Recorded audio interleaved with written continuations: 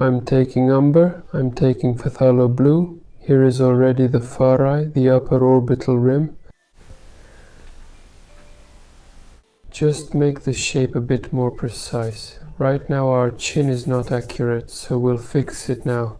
That was probably the main inaccuracy. We're moving on to the lips and start working with them. Here the line is more even.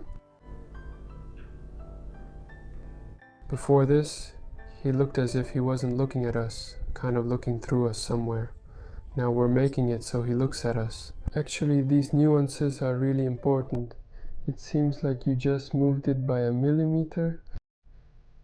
And it's already a completely different look.